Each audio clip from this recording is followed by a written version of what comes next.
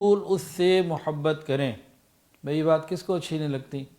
ہم سب کو یہ بات بہت محبوب ہے کہ اللہ بھی ہم سے محبت کریں اور اللہ کے محبوب بھی ہم سے محبت کریں۔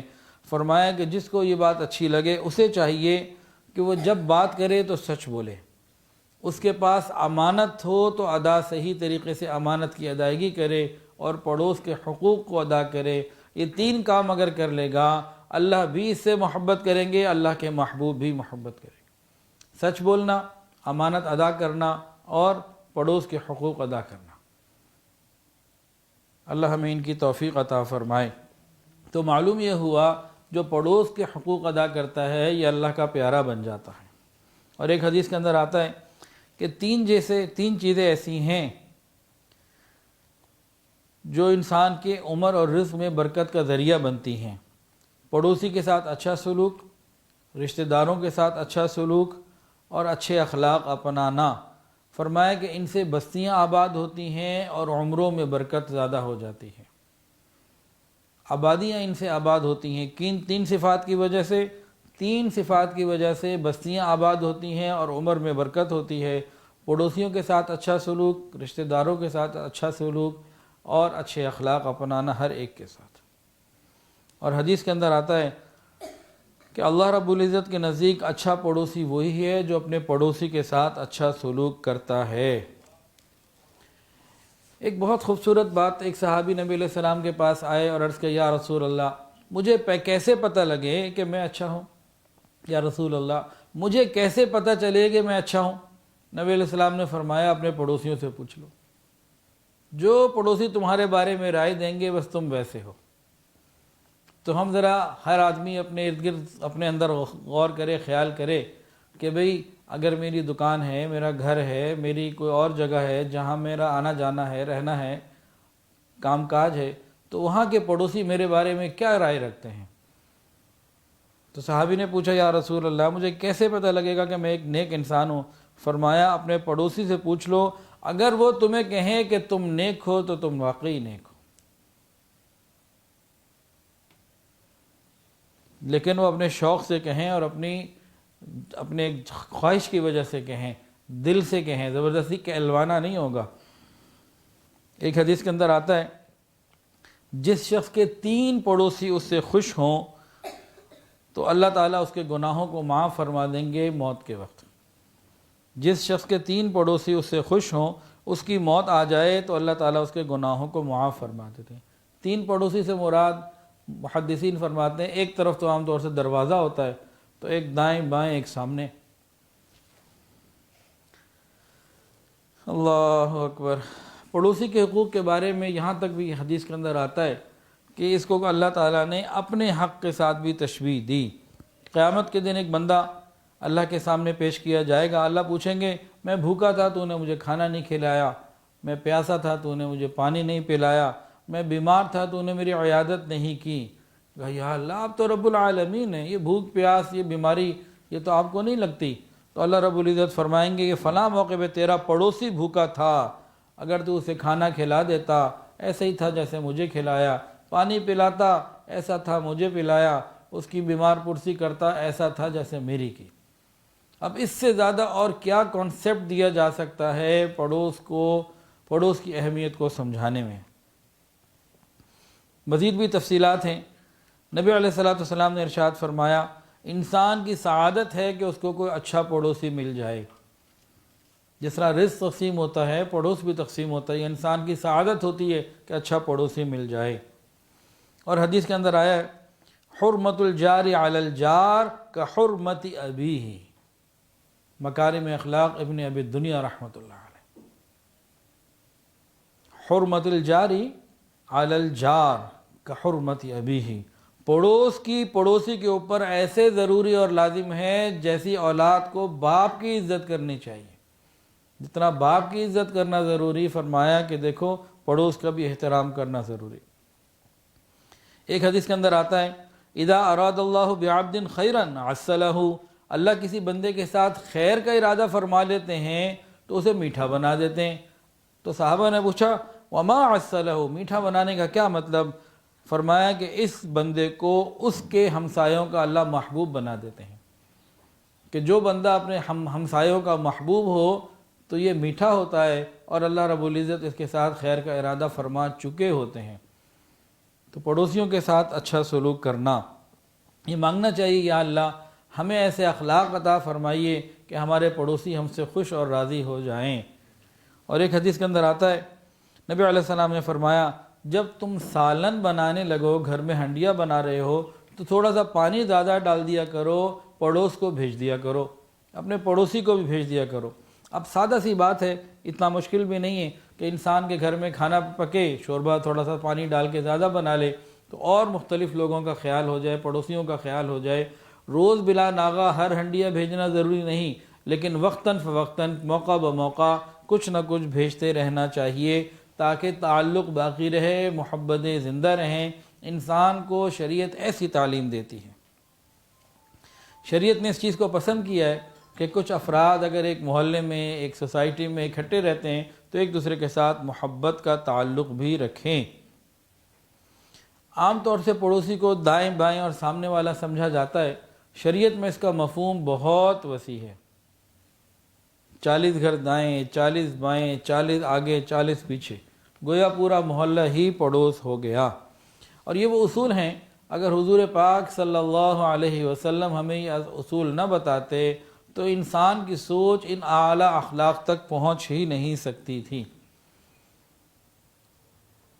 مغربی ممالک میں جہاں مسلمان نہیں ہیں، عیسائیت اور دوسرے دین اور دوسرے معاملات زیادہ ہیں اور وہ اپنے دین کو بھی چھوڑ چکے ہیں، وہاں یہ تعلیمات نہیں ہیں۔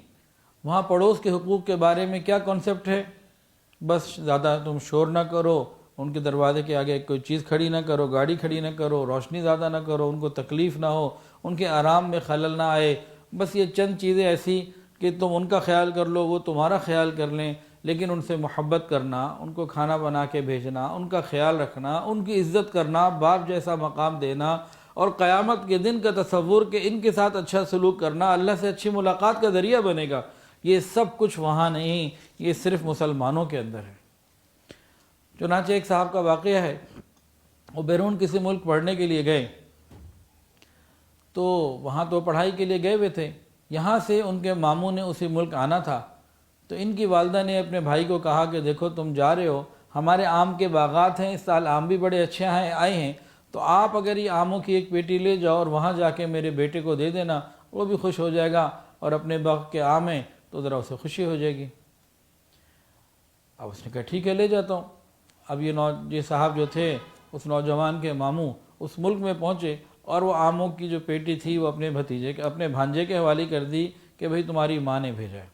وہ نوجوان بڑا خوش ہوا، اس نے آم کھائے بڑے لذیذ سے، اس نے کہا چلو یہ ایک سوغات ہے ہمارے ملک کی، تو اس نے ایک پیکٹ بنا کے ایک طرف والے پڑوسی کو بھیج دیا اور ایک اور پیکٹ بنا کے دوسری طرف والے پڑوسی کو بھیج دیا، اور یہ گھر میں تھا۔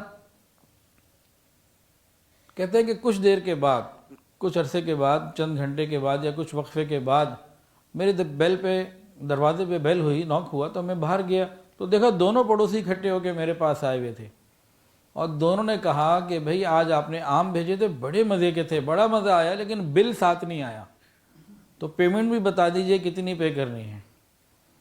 وہاں تو میاں بیوی ایک دوسرے سے کوئی چیز لے رہے ہوتے ہیں تو کھاتا لکھ رہے ہوتے ہیں کہ بھئی میں نے تمہیں فلاں چیز دی ہے تو یہ ادھار دے رہا ہوں۔ تو یہ اخلاق تو حضور پاک صلی اللہ علیہ وسلم نے ہمیں سکھائے ہیں۔ آج جو ہمیں محسوس ہوتا ہے نا کہ ہر طرف مسائل ہیں، جھگڑے ہیں، دلوں میں تنگیاں ہیں، دلوں کے اندر ناراضگیاں ہیں، یہ سب کیوں ہے؟ اس کی بہت بڑی وجہ یہ ہے کہ ہم نے ان اخلاق کو اپنایا ہی نہیں، ان اخلاق کو اپنے پاس آنے ہی نہیں دیا، جن کی وجہ سے دنیا مسائلستان بنی ہوئی ہے۔ ہم شریعت کے معاملے میں کیا کرتے ہیں؟ جو چیز میری مرضی کے مطابق ہے اس پر مجھے کرنا ہے عمل، جو میرے مفاد سے یا میرے مزاج سے یا میری منشا کے مطابق نہیں چل رہی، مجھے اس سے کسی نقصان کا اندیشہ ہے یا میری کسی خواہش کی رکاوٹ ہے، تو گو شریعت کی ہم اس پر عمل نہیں کرتے، ہم اپنی مرضی کی شریعت پر عمل کرتے ہیں، پوری شریعت پر ہم عمل نہیں کرتے۔ اگر مسلمان پوری شریعت پر عمل کرنے والے بن جائیں تو دنیا ہی کے اندر جنت کا کچھ نمونہ محسوس ہونا شروع ہو جائے۔ یہ کب تبھی ہوگا جب ہم ایک دوسرے کا خیال رکھنے میں شریعت کا خیال رکھیں، اپنی مرضی کا نہیں۔ تو ہمارے اخلاق بھی جو ہے نا وہ کاروباری ہیں، کہاں سے ہمیں زیادہ ریٹرن ملے گا بس وہیں پہ ہم ٹھیک ہیں، اور جہاں ریٹرن نہیں ملنے کی امید وہاں ہم جانوروں سے بھی بدتر ہو جاتے ہیں۔ ایک حدیث کے اندر آتا ہے وہ شخص کامل مومن نہیں جو پیٹ بھر کر کھانا کھا لے اور اس کا پڑوسی بھوکا رہے۔ ایک روایت میں ہے کہ عائشہ صدیقہ رضی اللہ تعالی عنہ نے نبی علیہ الصلوۃ والسلام سے پوچھا کہ میرے 2 پڑوسی ہیں، میں ان میں سے کس کو ہدیہ کروں؟ فرمایا کہ جس کا دروازہ تمہارے دروازے کے زیادہ قریب ہے۔ تو اس سے یہ معلوم ہوا کہ وہ پڑوسی جن کا دروازہ زیادہ قریب ہے ان کا حق زیادہ ہے، اور پھر اس کے علاوہ باقیوں کے بھی حقوق ہیں، تو جتنا دروازہ زیادہ قریب ہوگا اتنا حق بھی زیادہ ہوگا۔ ایک اور حدیث میں نبی علیہ السلام نے بہت پیارا اصول، بڑی محبت والی بات سمجھائی۔ فرمایا اگر تمہارے گھر میں پڑوسی کا بچہ آ جائے تو تمہیں چاہیے کہ تم اس کو کوئی کھانے پینے کی چیز دے دو، اس سے محبت بڑھے گی۔ پڑوس میں رہتے ہوئے ایک دوسرے کے گھر بچے چلے جائیں تو چاہیے کہ پڑوسی کے بچے کو کچھ کھانے پینے کے لیے دے دیا جائے، محبتوں کو بڑھایا جائے۔ اللہ اکبر کبیرہ۔ قیامت کے دن سب سے پہلے پڑوسی ہی ایک دوسرے کے جھگڑے کا معاملہ نمٹانے کی اللہ کے سامنے درخواست پیش کریں گے۔ حدیث کے اندر آتا ہے قیامت کے دن اللہ تعالیٰ کے سامنے جو جھگڑا سب سے پہلے پیش ہوگا وہ 2 پڑوسیوں کا ہوگا، وہ پڑوسیوں کا ہوگا کہ ان کا یہ آپس کی خرابی ہے۔ ایک بندے کے عمل بہت اچھے ہوں اور وہ جنت میں جانے کے لائق ہو، ایسا بھی ہوگا قیامت کے دن کہ ایک بندہ ہے، نمازی ہے، پرہیزگار ہے، اعمال بہت اچھے ہیں، جنت میں جانے کے قابل ہے، یہ سوچ رہا ہوگا کہ میں تو جنت میں چلوں، اتنے میں پڑوسی آئے گا، وہ اس کو اکیلے پڑ جائے گا۔ وہ کہے گا بھئی کیا ہوا؟ یقول یا رب سل ھذا، وہ پڑوسی کہے گا اللہ اس بندے سے آپ ہی پوچھئے کہ اس نے مجھ سے اپنا دروازہ کیوں بند کر دیا تھا، یہ ذی حیثیت تھا، مال والا تھا، لیکن میری طرف کبھی کچھ نہیں بھیجتا تھا۔ تو پڑوسیوں کا حقوق کا خیال کرنا یہ ہماری ذمہ داری ہے۔ اچھا، پڑوس 3 طرح کے ہوتے ہیں۔ کچھ پڑوسی ہیں جن کے 3 حقوق ہیں، کچھ پڑوسی ایسے ہوتے ہیں جن کے 2 حقوق ہوتے ہیں، اور کچھ ایسے ہوتے ہیں جن کا فقط 1 حق ہوتا ہے۔ تو پڑوس مختلف درجات کے ہوتے ہیں۔ کچھ پڑوسی ایسے ہیں کہ 3 حقوق ہیں ان کے، کچھ کے 2 ہیں، اور کسی کا صرف 1 حق ہوا کرتا ہے۔ یہ کون سے حقوق ہیں؟ نبی علیہ الصلوۃ والسلام نے ارشاد فرمایا کہ جس کے 3 حقوق ہیں یہ وہ پڑوسی، یہ وہ ہے جو پڑوسی بھی ہے، مومن بھی ہے، رشتہ دار بھی ہے۔ اس کے 3 حق ہو گئے، ایک اسلام کا، ایک رشتہ داری کا، اور ایک پڑوس کا۔ بعض ایسے پڑوسی ہوتے ہیں جو ایمان والے بھی ہوتے ہیں، رشتہ دار بھی ہوتے ہیں۔ دوسرا درجہ کون سا ہے کہ وہ پڑوسی جو رشتہ دار نہیں ہیں، مسلمان ہیں اور پڑوسی ہے، اس کے 2 حق ہو گئے، ایک اسلام کا حق اور ایک پڑوسی کا حق۔ اور بعض ایسے ہوتے ہیں کہ صرف ایک ہی حق ہوتا ہے۔ وہ کون سے پڑوسی ہوتے ہیں؟ جو مسلمان بھی نہیں، رشتہ دار بھی نہیں، فقط پڑوسی ہیں۔ اب وہ چاہے یہودی یا عیسائی ہی کیوں نہ ہوں، اگر وہ پڑوسی ہیں تو کافر کے بھی پڑوس کا حق ادا کرنا ہے، اس کی بھی زندگی بھر خیال کرنا ہے۔ شریعت تو اتنی خوبصورت ہے۔ کافر پڑوسی کے حق کے بارے میں ایک واقعہ سن لیجئے۔ حضرت عبداللہ ابن عمر رضی اللہ تعالی عنہما ایک مرتبہ اپنے غلام کو کہا جانور ذبح کرو، اس نے بکری ذبح کی۔ اب بکری کو ذبح کرنا، کھال اتارنا، بنانا کچھ وقت لگتا ہے، کچھ اور لوگ بھی تھے، تو انہوں نے اس دوران 3 مرتبہ ایک ہی بات اپنے غلام کو کہی کہ دیکھو جب ذبح کرو گے تو اتنا حصہ بنا کے میرے فلاں یہودی پڑوسی کو دے دینا، پہلے اس کو دینا۔ ایک بات کہہ دی، ابھی تو کام ہو رہا ہے، پھر دوبارہ اس کو کہا دیکھو بھئی یاد رکھنا اتنا حصہ فلاں جو ہے نا میرے پڑوسی یہودی پڑوسی کو دینا، پھر تیسری مرتبہ بھی اس کو یہی تاکید کر دی۔ تو ایک صاحب موجود تھے، انہوں نے کہا حضرت آپ کتنی دفعہ اس یہودی کا تذکرہ کریں گے، کتنی دفعہ آپ اس کا تذکرہ کریں گے؟ تو فرمانے لگے میں نے نبی علیہ السلام کو پڑوسی کے حقوق کے بارے میں تاکید فرماتے ہوئے سنا، اتنا سنا کہ ہم سمجھنے لگے کہ شاید اس کو وراثت میں سے بھی حصہ دینا پڑے۔ تو صحابہ تو یہودی پڑوسی کا اتنا خیال کریں، ہم تو بعض مرتبہ قریبی رشتہ دار، بلڈ ریلیشن، سگے بھائی ہوتے ہیں، ان کا خیال نہیں کر پاتے۔ اسی طرح حدیث میں آتا ہے پڑوس کے حقوق کے بارے میں، اگر تمہارے پڑوسیوں میں سے کوئی پڑوسی مکان بنا رہا ہو اور چھت بنانے کے لیے تمہاری دیوار پر اپنا شاہتیر رکھنے کی اجازت مانگے تو منع نہ کرو کہ تمہارا ہی تو پڑوسی ہے۔ اور فرمایا کہ جب کوئی شخص اپنا مکان سیل کرنے کا ارادہ کرے تو اسے تب تک نہ بیچے جب تک کہ پڑوسی سے اجازت نہ لے لے، اس کی اطلاع میں نہ لے آئے۔ شریعت نے ہر ایک کی عزت و ناموس کی حفاظت کا حکم دیا۔ ماں، بیٹی، بہن، بیوی اور غیر محرم کے فرق کو بہت واضح سمجھایا اور حیا اور پاک دامنی کی ہمیں پوری ترغیب دی۔ اسی طرح خاص طور سے پڑوس کی عورتوں کے بارے میں بھی ہمیں پوری تاکید کی گئی، کیونکہ قریبی ہوتے ہیں اور انٹریکشن کا پھر بھی اندیشہ زیادہ ہوتا ہے دور والوں کی نسبت، تو ان کو زیادہ اہمیت دی گئی اور اس معاملے کو زیادہ واضح کھول کے بیان کیا گیا کہ اس کے اندر کمی کوتاہی یہ قیامت کے دن سوائے جہنم کے اور کچھ نہیں۔ اب کہیں گھر بڑے ہوتے ہیں، کہیں چھوٹے ہوتے ہیں، اور اب تو جناب ایسے فلیٹ آ گئے اور گلیاں اتنی تنگ ہو گئی ہیں، اوپر سے دونوں طرف سے قریب کر لیتے ہیں، ادھر سے کوئی ہاتھ بڑھا کے کوئی چیز سامنے دینا چاہے تو لے سکتا ہے۔ بلڈنگ بننی شروع ہو گئی ہیں، خاص طور سے کراچی میں، تو ایک بلڈنگ کے اندر 300 فلیٹ، سینکڑوں فلیٹ ہوتے ہیں، درجنوں فلیٹ ہوتے ہیں اور بالکل قریب۔ اور لاہور میں بھی ایسے بہت سارے علاقے ہیں، جیسے شالمی ہماری دکان ہے، وہاں گلیوں میں گھر ہیں، تو اسی طریقے سے بالکل ایک دوسرے کے ساتھ جڑے ہوئے ہیں، ایک کی کھڑکی سے دوسرے کی آواز، دوسرے کی کھڑکی سے پہلے کی آواز، اتنا قریبی تعلق ہوتا ہے۔ تو اس میں اس بات کو بہت سمجھنے کی ضرورت ہے کہ پڑوس میں جو رہنے والی مائیں بہنیں ہیں، عورتیں ہیں، ان کی عزت و ناموس کی حفاظت کا حضرت محمد مصطفیٰ احمد مجتبیٰ سرکار دو عالم صلی اللہ علیہ وسلم نے بہت زیادہ تاکید سے حکم فرمایا۔ اللہ اکبر کبیرہ۔ حضرت عبداللہ ابن عباس رضی اللہ تعالیٰ عنہما فرماتے ہیں کہ دور جاہلیت کے اندر بھی 3 باتوں کا وہ کافر مشرک لوگ خیال کیا کرتے تھے۔ وہ 3 باتیں کون سی ہیں؟ غور کیجئے۔ پہلی بات، وہ مہمان نواز ہوتے تھے۔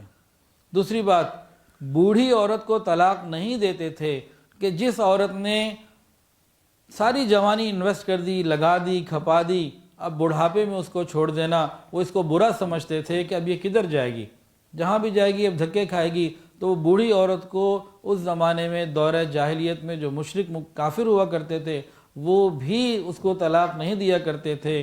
وہ زندگی کا خیال کیا کرتے تھے کہ بچوں کی ماں ہے، اتنا عرصہ اس نے میرے ساتھ گزارا ہے، تو اب تو آخری وقت یا بڑھاپے کا وقت آ گیا، کمزوری کا، تو اب اس کو طلاق نہیں دینی، نبھانا ہے۔ یہ کافروں کی بات بتا رہے ہیں۔ اور تیسرا کہ پڑوسی کے قرض کو ادا کرنے میں اس کی مدد کیا کرتے تھے۔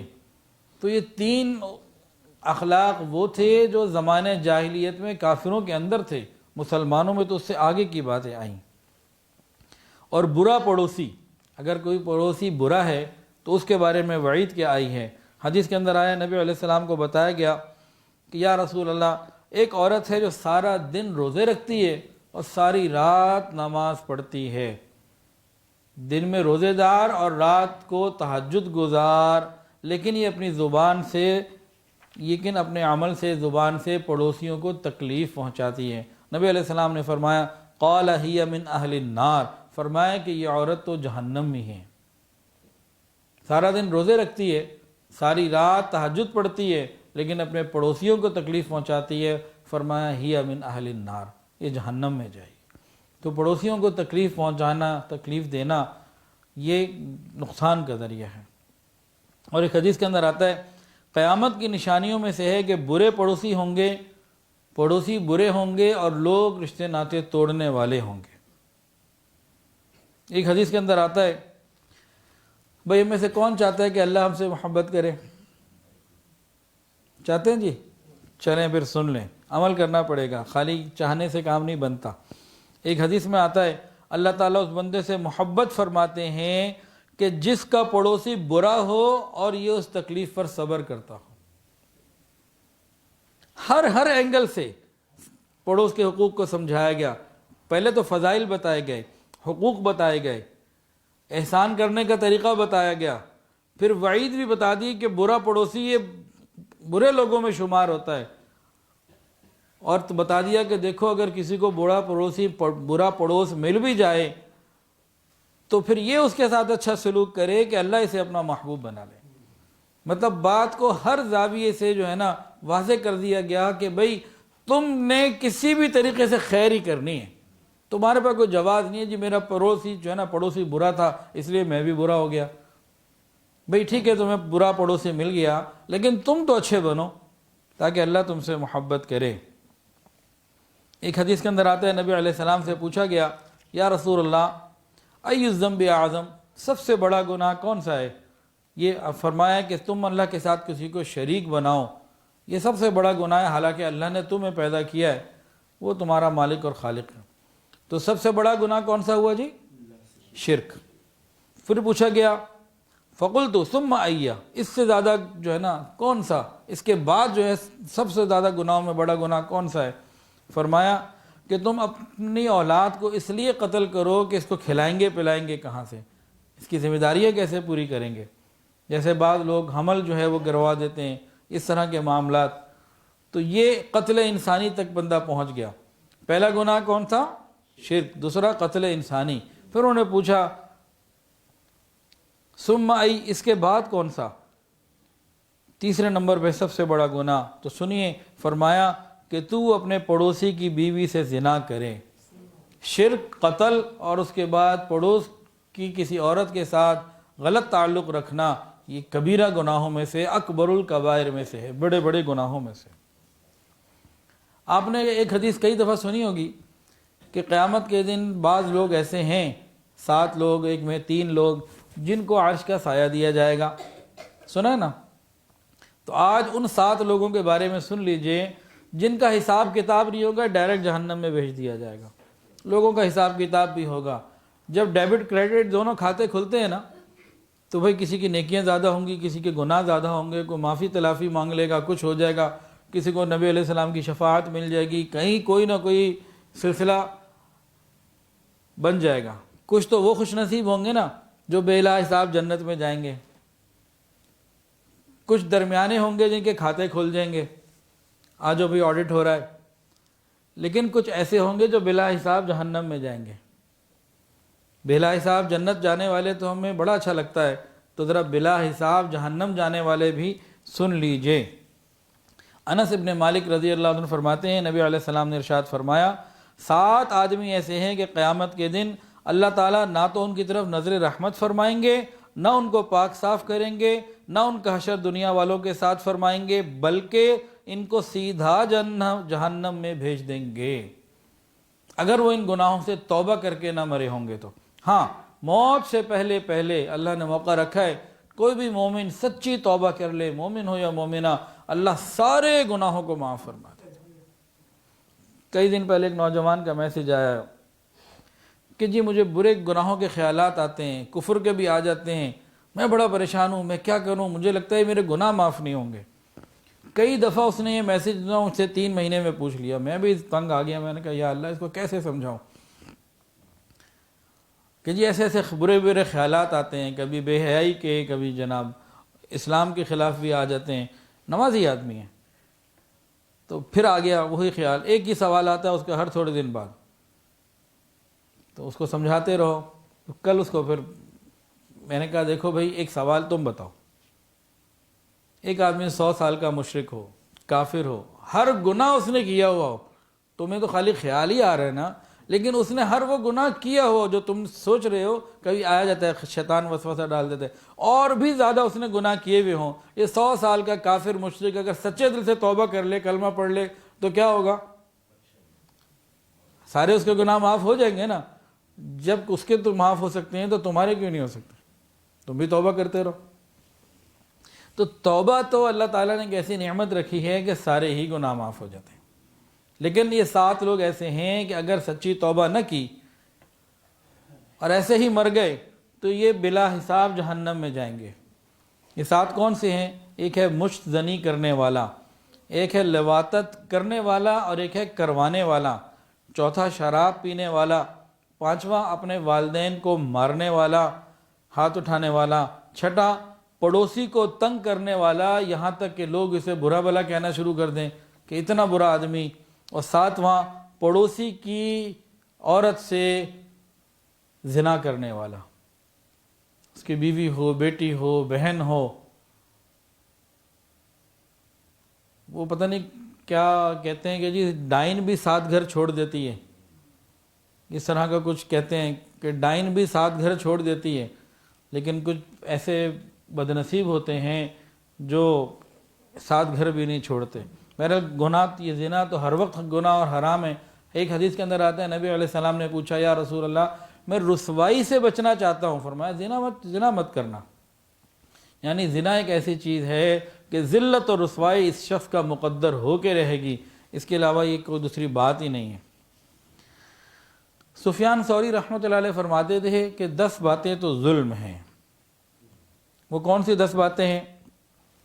فرمایا کہ انسان اپنے لیے دعا کرے اور والدین کے لیے نہ کرے، یہ ظلم ہے۔ فرمایا کہ انسان قرآن مجید پڑھنا تو جانتا ہو لیکن روزانہ 100 آیات تلاوت نہ کرے، یہ بھی ظلم ہے۔ انسان مسجد میں داخل ہو اور 2 رکعت بھی نہ پڑھے، فرمایا یہ بھی ظلم ہے۔ چوتھا فرمایا کہ قبرستان کے پاس سے گزرے اور قبرستان والوں کو کوئی ایصال ثواب ہی نہ کرے، بھائی ایک دفعہ سورہ فاتحہ یا کچھ نہ کچھ پڑھ کے ایصال ثواب بندہ کر دے۔ پانچواں بتایا کہ کسی بستی میں کوئی عالم دین موجود ہوں اور لوگ ان سے دین کا علم نہ سیکھیں، یہ بھی ظلم ہے۔ چھٹا 2 شخص ایک ہی راستے پہ چلیں اور ایک دوسرے کا نام تک نہ پوچھیں، ساتھ والے کا اتنا تو حق ہوتا ہی نہ، بندہ سلام دعا بھی کرتا ہے اور نام بھی پوچھ ہی لیتا ہے۔ ساتواں جمعے کے روز شہر میں موجود ہو اور نماز جمعہ پڑھنے مسجد میں حاضر نہ ہو۔ آٹھواں ایک مسلمان دعوت دے اور دوسرا قبول نہ کرے، ہاں کوئی شرعی عذر ہو تو اور بات ہے۔ نوواں ایک شخص جوانی بیکار گزار دے اور دین کا علم حاصل نہ کرے، علم دین حاصل نہ کرے۔ 10واں خود پیٹ بھر کر کھائے اور پڑوسی بھوکا رہے، فرمایا کہ یہ 10 باتیں ظلم ہیں۔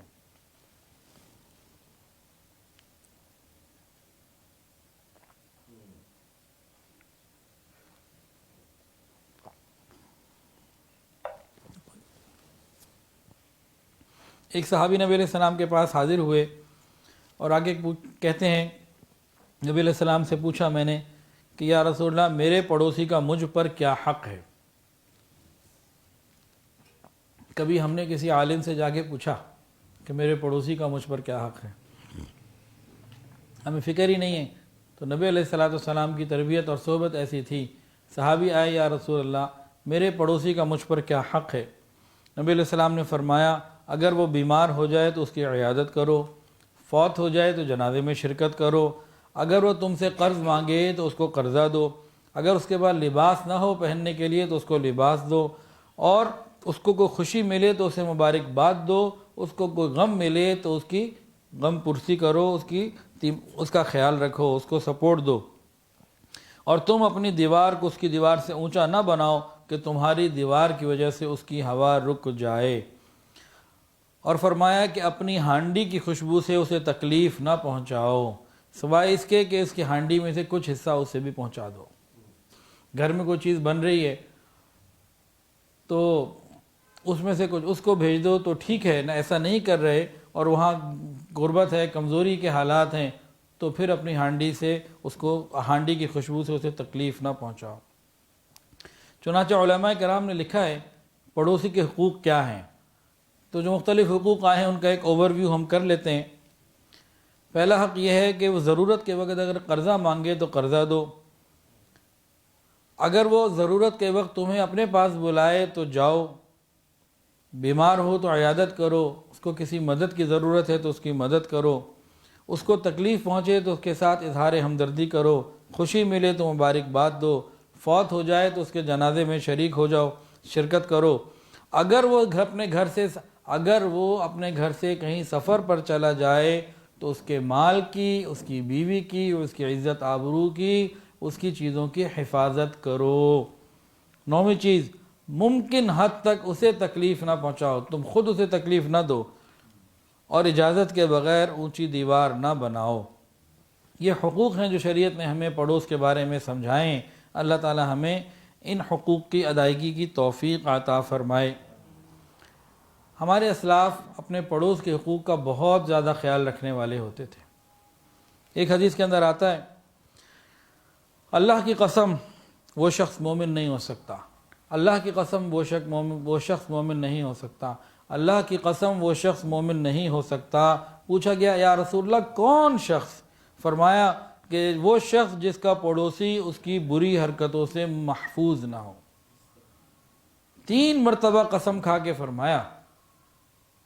آپ ویسے ہی فرما دیتے، قسم نہ کھاتے، تب بھی بات مکمل تھی، لیکن حضور پاک صلی اللہ علیہ وسلم نے 3 مرتبہ قسم کھا کے فرمایا کہ وہ شخص مومن ہو ہی نہیں سکتا کہ جس کی وجہ سے اس کا پڑوسی پریشان ہو، اس کی حرکتوں سے تکلیفوں سے محفوظ نہ ہو، اس کی بری حرکتوں کی وجہ سے۔ فرمایا کہ اس کا تو ایمان ہی کامل نہیں ہے۔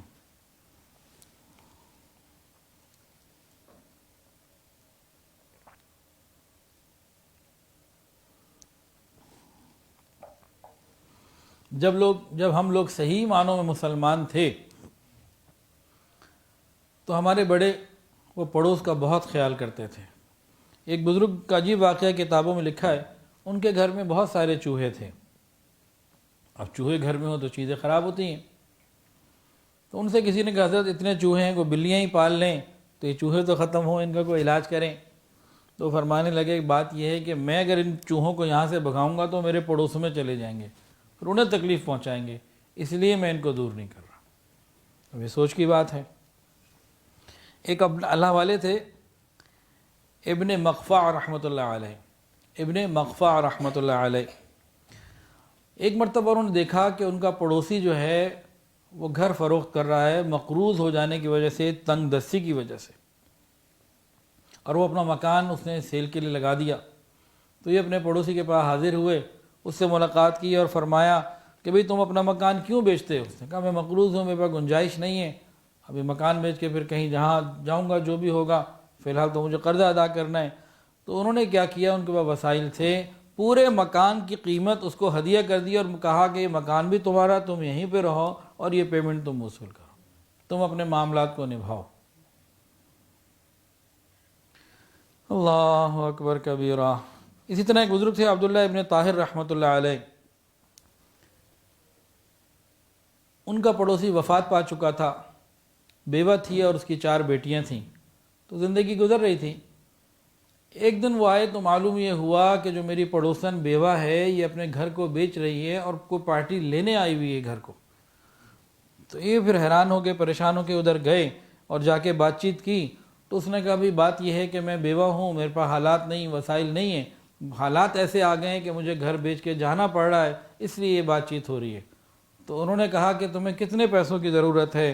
وہ انہوں نے پھر اس کے ساری ضروریات کو بھی ادا کیا اور کسٹمر کو واپس بھیجا اور کہا کہ آج کے بعد تمہاری جو بچیاں ہیں یہ میری بچیاں ہیں، جس طرح میں نے اپنی بچیوں کی شادیاں کی ہیں یا کرنی ہیں مزید کی، اسی طرح جیسے جیسے رشتہ آتا چلا جائے گا تمہاری بیٹیوں کا آج کے بعد یہ میری ہیں، ان کے سارے حقوق میں نے ادا کرنے ہیں۔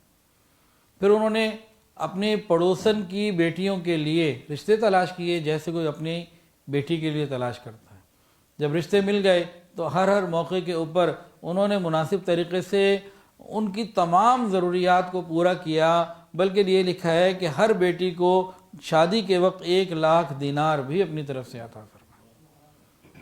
تو جیسے اپنی بیٹیوں کی انہوں نے رخصتی کی اور معاملات کو نبھایا، اسی طرح اپنی پڑوسن کی بیٹیوں کا جو پڑوسی انتقال کر چکا تھا اس کا بھی انہوں نے پورا خیال کیا۔ باپ بن کر رشتے ڈھونڈے اور باپ بن کر ساری ذمہ داریوں کو پورا کیا۔ یہ وہ اخلاق ہیں جو حضور پاک صلی اللہ علیہ وسلم نے امت کو سکھائے تھے۔ جب تک امت ان اخلاق پر پابندی سے عمل کرتی رہی، اس کی عزتیں تھیں، زندگی میں آسانیاں اور خوشیاں تھیں۔ اب تو ہمارا ان اخلاق سے دور دور تک کوئی تعلق ہی نہیں۔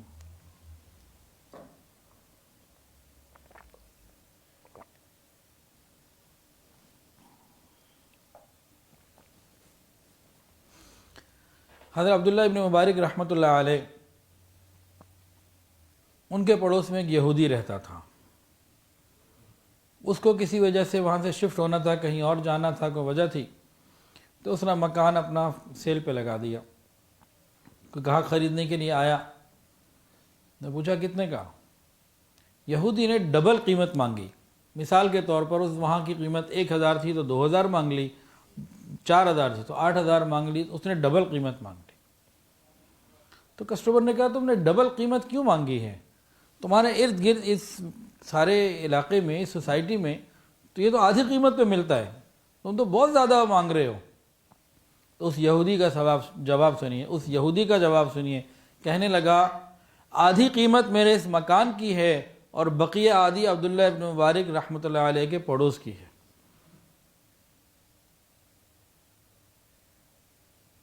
جب ہم صحیح معنی میں مسلمان ہوا کرتے تھے، ہمارے اخلاق کی وجہ سے پڑوس کی پراپرٹی کی ویلیو بڑھ جایا کرتی تھی، اور آج ہم اپنے اخلاق کو درست کر لیں تو آج بھی ہمارے لیے آسانیاں پیدا ہو سکتی ہیں.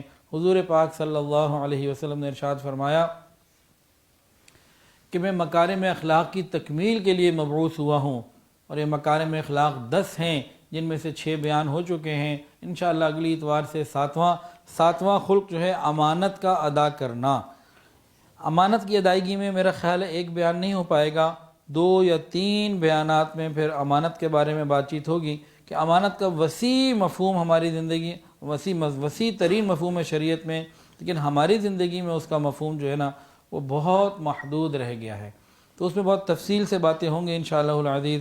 اللہ تعالیٰ سے دعا ہے اللہ تعالیٰ ہمیں تمام اخلاق اچھے طریقے سے اپنانے کی توفیق عطا فرمائے. وآخر دعوانا ان الحمدللہ رب العالمین.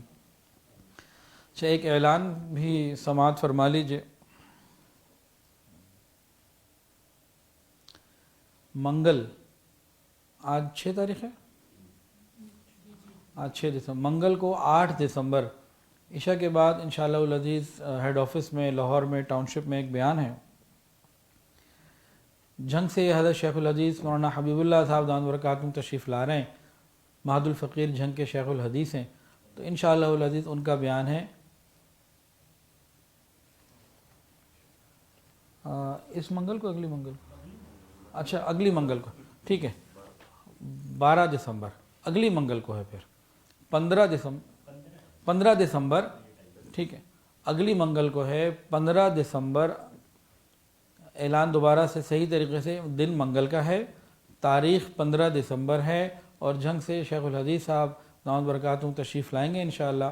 تو اس میں کوشش کریں کہ بھئی ادھر ہیڈ آفس میں کہ مرد حضرات اور بالخصوص علماء ان تک یہ پیغام پہنچایا جائے، اور اس کی فکر کی جائے کہ زیادہ سے زیادہ لوگ آئیں اور اس میں شریک ہوں، اور حضرت کے فیض سے جو ہے وہ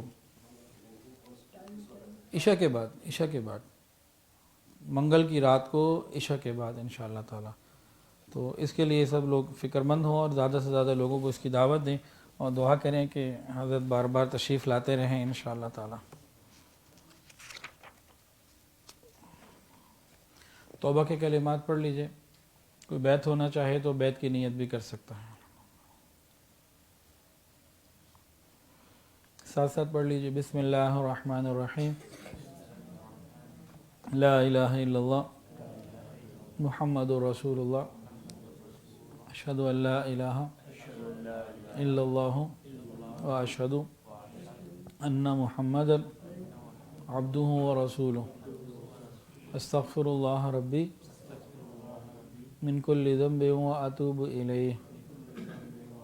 استغفر اللہ ربی من کل ذنب واتوب الیہ. استغفر اللہ ربی من کل ذنب واتوب الیہ برحمتک یا ارحم الراحمین. الحمدللہ ان کلمات سے ہم توبہ طائب ہو چکے ہیں. 6 معمولات ہیں، اگر پابندی سے کریں گے تو انشاءاللہ دلوں میں اللہ کی محبت بڑھتی چلی جائے گی. پہلی چیز ہے استغفار، استغفر اللہ ربی من کل ذنب واتوب الیہ. دوسری چیز درود شریف، اللہم صلی علی سیدنا و مولانا محمد وعلی آل سیدنا و مولانا محمد وبارک وسلم. دونوں چیزیں صبح شام 100 مرتبہ چلتے پھرتے کام کاج کے دوران بھی پڑھ سکتے ہیں. وضو ہو تو بہت اچھا، نہیں تو بغیر وضو کے بھی ان کو کیا جا سکتا ہے. کوشش تو یہی کریں کہ 100 دفعہ پڑھیں، لیکن اگر شروع میں 100 دفعہ نہ ہو سکے تو کم سے ہی لیکن ناغہ نہ ہونے دیں۔ تیسری چیز ہے قرآن مجید کی روزانہ تلاوت۔ 1 سپارہ ہو جائے تو بہت اچھا، نہیں تو آدھا سپارہ صحیح۔ ایسا نہ ہو کہ فیس بک کا پیج ہم روز کھول رہے ہیں اور قرآن مجید کا پیج نہ کھول رہے ہوں۔ تو بہت کوشش کر کے تلاوت کی ہم پابندی کریں، اللہ کا کلام قرآن روز کھولیں، اسے اپنے تعلق کو بڑھائیں۔ چوتھی چیز ہے وقوف قلبی، اللہ رب العزت کا دھیان، چلتے پھرتے اللہ تعالیٰ کی طرف متوجہ رہنا۔ اس کی تفصیل ایسے ہے، ایک ہوتا ہے مراقبہ، اس میں اللہ اللہ کرنا ہوتا ہے، ایک ہے وقوف قلبی، اس میں اللہ اللہ کرنا نہیں ہوتا، اللہ تعالیٰ کا دھیان چاہیے، ہر وقت دھیان اللہ کی طرف رہے۔ اس کی مثال ایک ہے کہ صبح بچے نے کہا امی آج تو میرا اسکول میں رزلٹ ہے، مدرسے میں رزلٹ آنا ہے، آپ دعا کیجیے گا، میں جا رہا ہوں۔ ماں کہتی ہے بیٹا ٹھیک ہے جاؤ تم، انشاءاللہ میں دعا کروں گی۔ بچے کو اس نے تیار کر کے بھیج دیا۔ بچے کے جانے کے بعد اس نے پھر خاوند کے لیے ناشتہ بنایا، اس کے آفس جانے کی تیاریاں کی، پھر خاوند بھی ناشتہ کر کے چلا گیا۔ تو اس نے پھر باقی گھر کے کاموں کو سمیٹنا شروع کیا، رات کے کھانے کی، دوپہر کے بچوں کے آنے کی ترتیب جو ہوتی ہے، سارے کاموں کو کرتی رہی۔ اتنے میں بچہ جو گیا تھا صبح، وہ 5 گھنٹے کے بعد واپس آ گیا۔ یہ اپنے کاموں میں لگی رہی، اس پورے وقت میں اپنے کاموں کو گھر کے نمٹاتی رہی، دیکھتی رہی۔ جیسے ہی بچہ واپس آیا تو ماں نے سلام کے بعد یہ پوچھا بچہ کیا بنا، تمہارا نتیجہ کیا ہے؟ سارا وقت میں تمہارے خیال میں رہی۔ تو جب باقی دوسرے کام کاج کے درمیان اور دوران ہمارا خیال مخلوق میں اٹک سکتا ہے تو اللہ کی یاد میں بھی اٹک سکتا ہے۔ اسے کہتے ہیں وقوف قلبی، دل کا اللہ کی یاد کے ساتھ رک جانا، جم جانا۔ انسان کہیں بھی ہو بس اللہ کا خیال اس کے دل میں حاوی ہو۔ رجال اللہ تلہیہم تجارت ولا بیع عن ذکر اللہ، جو رجال ہوتے ہیں نا، اللہ کے رجال بندے، وہ کون سے ہوتے ہیں؟ جو جنہیں خرید و فروخت بھی اللہ کی یاد سے غافل نہیں کرتی۔ 5ویں چیز ہے مراقبہ۔ مراقبہ یہ ہے کہ آنکھوں کو بند کر کے، سر کو جھکا کے یہ خیال کر کے بیٹھ جائیں کہ اللہ کی رحمت آ رہی ہے، میرے دل میں سما رہی ہے اور میرا دل کہہ رہا ہے اللہ اللہ اللہ۔ 10-15 منٹ کے لیے ساری دنیا سے ہٹ کے روز اللہ کی یاد میں بیٹھ جائیں تو انشاءاللہ دلوں میں اللہ کی محبت آئے گی۔ مراقبے میں 1-2 جگہ لوگ بہت زیادہ پریشان ہوتے ہیں۔ ایک ان کو یہ پریشانی ہوتی ہے کہ حضرت مراقبہ کرتے ہیں توجہ ہی نہیں ہوتی، دل اللہ اللہ کہتا ہی نہیں ہے، کیا کریں؟ تو ہم چھوڑ ہی دیتے ہیں۔ تو چھوڑ دینے سے تو واقعی نہیں کہے گا اور واقعی دل نہیں لگے گا۔ اب دل کو لگانے کے لیے کیا کیا جائے؟ دیکھیں، پہلا کام جو ہمارے کرنے کا ہے وہ ایک ہی ہے، ہم مراقبہ پابندی سے کریں، اپنی کوشش کریں دل کو واپس توجہ پہ رکھنے کی۔ وہ کہیں سے خیال آتا ہے تو آتا رہے، کوئی بات نہیں، ہم پابندی سے کرتے رہیں، آہستہ آہستہ وقت کے ساتھ ساتھ ہمارا دل لگے گا اور خیر کی طرف انشاءاللہ ہم بڑھیں گے۔ تو پہلے ہی دن چاہتے ہیں کہ بس جنید بغدادی بن جائیں تو وہ نہیں ہونے لگا، کچھ ٹائم تو لگے گا، محنت لگے گی۔ پھر اس میں ایک اور مثال ہے، دیکھیں ہمارے ہاں اگر کسی نے کنواں کھولنا ہو، بورنگ کرنی ہو، تو اگر پانی ہے 100 فٹ کہ جی کسی نے بورنگ کرانی ہے، جی پانی کتنے کے نیچے گہرا ہے؟ جی 100 فٹ گہرا ہے۔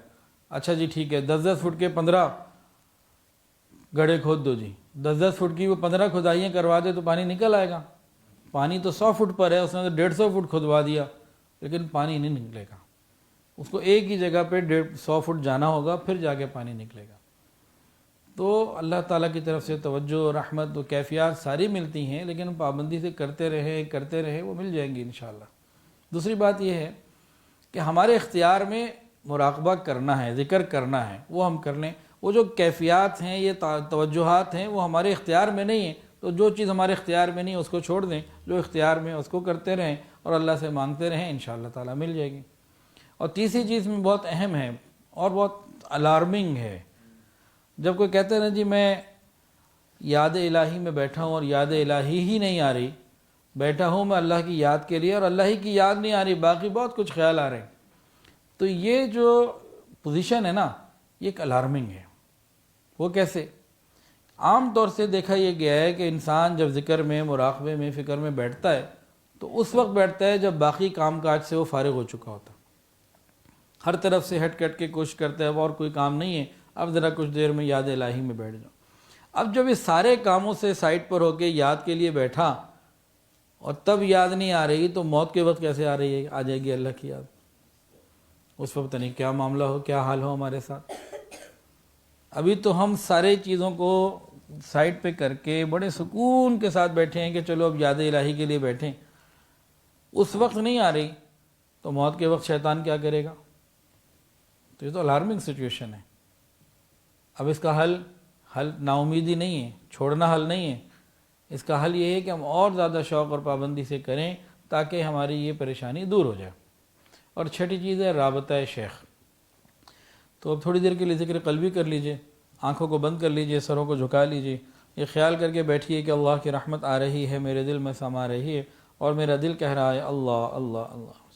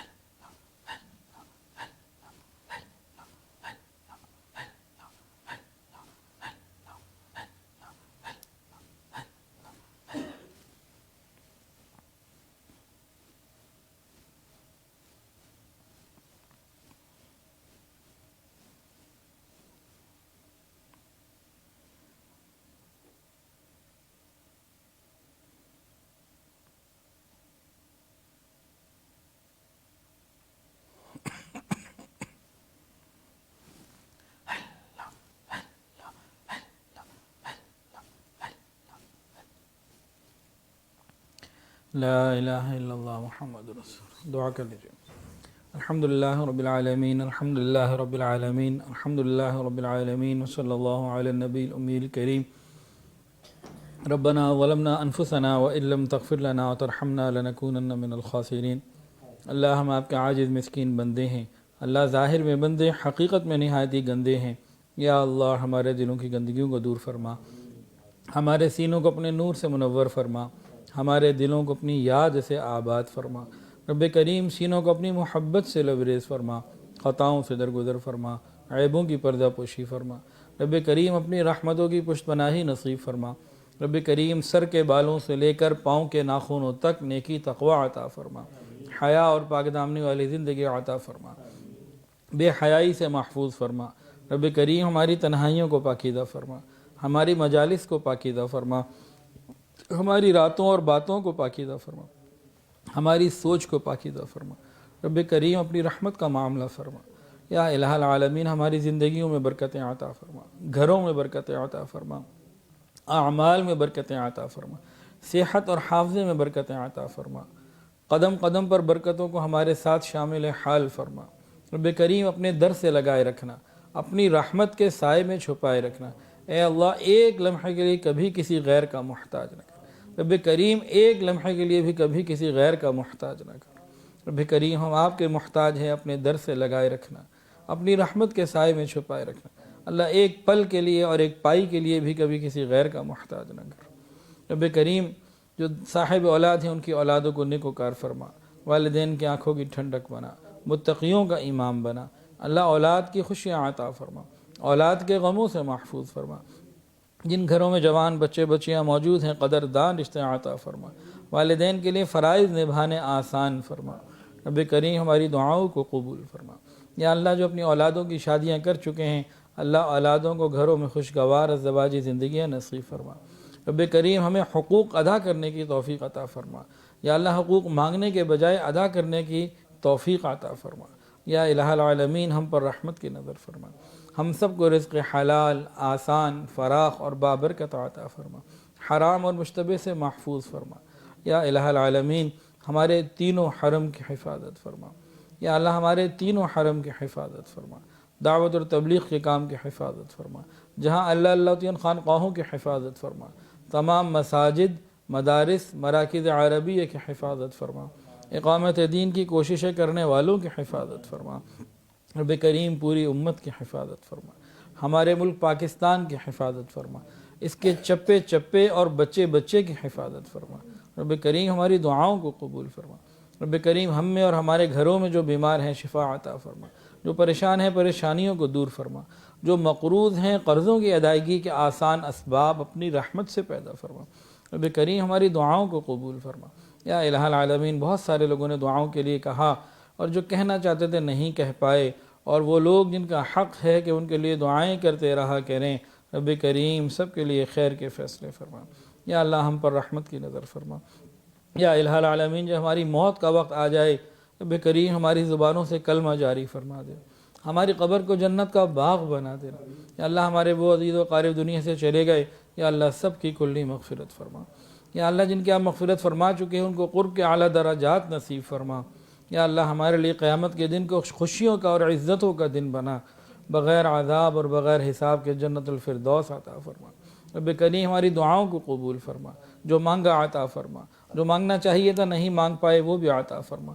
رب کریم اپنی شان کے مطابق عطا فرما۔ یا اللہ ہمارے ادارے الکہف ایجوکیشنل ٹرسٹ کو قبول فرما، ہماری تمام برانچز کو قبول فرما، تمام شعبوں کو قبول فرما، سب محنت کرنے والوں کو، پڑھنے پڑھانے والوں کو، انتظامیہ کو قبول فرما۔ اللہ جو ہمارے معاونین ہیں انہیں اپنے مقربین میں شامل فرما۔ یا الہ العالمین جتنی ضروریات ہیں ہماری اپنی رحمت سے پوری فرما، غیب کے خزانوں سے پوری فرما، آسانیاں عطا فرما، تکلیفوں اور پریشانیوں سے محفوظ فرما۔ رب کریم انتہائی آسانی اور عافیت کے ساتھ ہم سے خیر اور بھلائی کا دین کا کام لے لیجیے۔ ربنا ولا تحملنا ما لا طاقت لنا به، رب کریم ہم پر ایسا بوجھ کبھی بھی نہ ڈالنا کسی بھی انداز سے کہ ہم اس کا بوجھ نہ اٹھا سکیں۔ ربنا ولا تحملنا ما لا طاقت لنا به، ربنا ولا تحملنا ما لا طاقت لنا به۔ وصلی اللہ تعالی علی خیر خلقہ سیدنا و مولانا محمد وعلى آلہ واصحابہ واہل بیتہ اجمعین، آمین یا رب العالمین، آمین برحمتک یا ارحم۔